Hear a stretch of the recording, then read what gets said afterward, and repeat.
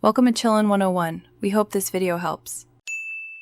You'll start by preparing both the VPN client and the mobile hotspot.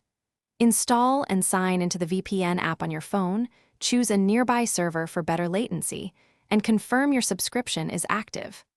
Once done, enable your phone's hotspot, pick a strong WPA2 or WPA3 password, and set a clear SSID. Make sure the phone's VPN is allowed to route tethered traffic.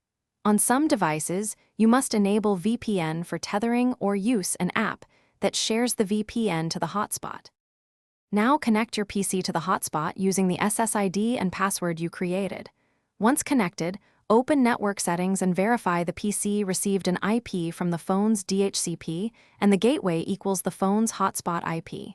Check DNS too, since VPNs may push custom DNS servers. Test reachability by pinging 8. If that works, try browsing a site to validate traffic is flowing. If browsing fails but pings work, the issue is likely DNS or VPN split tunneling policies. Adjust settings accordingly.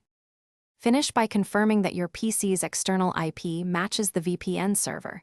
Use an IP check to verify location and anonymity. If the PC still shows your carrier IP, the VPN isn't routing tethered traffic. Enable any available VPN tethering option on the phone or use a router that runs the VPN directly. When things go wrong, try simple fixes.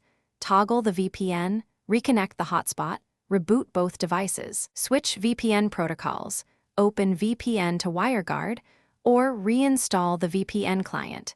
These steps resolve most routing and DNS leaks. Thanks for watching.